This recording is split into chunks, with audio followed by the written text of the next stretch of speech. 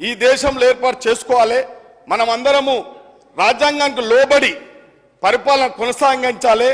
ప్రజాస్వామ్య ప్రభుత్వాలు ఈ దేశంలో పనిచేయాలి. అందరి కొరకు పనిచేయాలి, కొందరి కొరకు కాదు. కాబట్టి ఇవాళ ఆ రోజు నాయకులు నిస్వార్థంగా స్వాతంత్రం తెచ్చిపెట్టి రాజ్యాధికారానికి దూరం ఉన్నారు. ఇవాళ పార్టీలు వారి ప్రయోజనాల గురించి ప్రజల గురించి కాదు అధ్యక్ష, స్వార్థ ప్రయోజనాలకే వారి పార్టీలకు కానీ, నేను ఒకరి గురించి అంటలేను, అన్ని పార్టీలు కూడా ఆ విధంగానే ప్రయత్నం చేస్తున్నాయి. కాబట్టి ఇవాళ అత్యధికంగా ఇలా బీసీలు ఉన్నారు. బీసీలకు సరి అయిన ప్రాతినిధ్యం లేదు ఎక్కడైనా. ఇవాళ పార్లమెంట్లో అయినా, అసెంబ్లీలో అయినా, జిల్లా పరిషత్లో అయినా ఎక్కడైనా కూడా చాలా ప్రాతినిధ్యం లేదు. కాబట్టి ఇవాళ బీసీలు కొందరే ఈ ప్రాతినిధ్యానికి రాజ్యాధికారానికి దగ్గరైనరు. మిగతా కులాలు ఇలా అధ్యక్ష మోస్ట్ బ్యాక్వర్డ్ క్లాసులు ఇలా సంచార జాతులు రాజ్యాధికారానికి దూరంగా ఉన్నారు అధ్యక్ష. వాళ్ళ యాస వాళ్ళ గోస ఇనే నాతుడే లేడు. ఈ రాష్ట్రంలో అయితే మీ దేశంలో అయితే అధ్యక్ష తప్పకుండా అధ్యక్ష ఇవాళ సంచార జాతులు ఇలా మీరు చూస్తా ఉన్నారు. గంగిరెద్దులు కానీ, పూసలోళ్ళు కానీ, మందులోళ్ళు కానీ, దేవర జాతులు కానీ ఇవాళ ఇంకా వాళ్ళు ప్రభుత్వ ఫలాలకు కూడా దూరంగా ఉన్నారు అధ్యక్ష. ఇవాళ వారి నిజంగా కూడా చెప్తున్నా, స్వాతంత్రం వచ్చే కంటే ముందు ఏ విధంగా ఈ దేశంలో వాళ్ళ స్థితిగతులు ఉన్నాయో ఇవాళ కూడా అదే విధంగా ఉన్నాయి. కాబట్టి ఇవాళ చట్టభద్రతతోని ఆ చిన్న చిన్న కులాలను, సంచార జాతులను ప్రజాస్వామ్యం ఎందుకు అధ్యక్ష? ప్రజలను ఆదుకోనప్పుడు, ఇవాళ ఈ దరిద్రాన్ని, ఈ పేదరికాన్ని నిర్మూలించినప్పుడు ఈ ప్రజాస్వామ్య ప్రభుత్వాలకు అర్థమే లేదు అధ్యక్ష.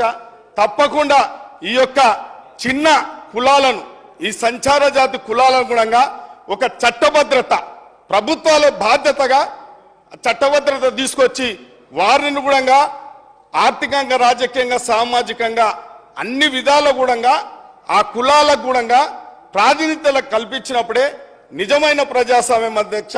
ఇవాళ ప్రజాస్వామ్యం మనబడదని చెప్పి కూడా నా యొక్క సొంత అభిప్రాయం అధ్యక్ష. తప్పకుండా అన్ని కులాలను ఇవాళ అన్ని కులాలను రాజకీయంగా కూడా తెలంగాణ తెచ్చుకున్నది ఎందుకు అధ్యక్ష? మనం అందరం గగ్గోలు పడ్డాం ఆ రోజు. తెలంగాణ అన్ని విధాల వివక్షత గురైందని చెప్పినాం ఆ రోజు.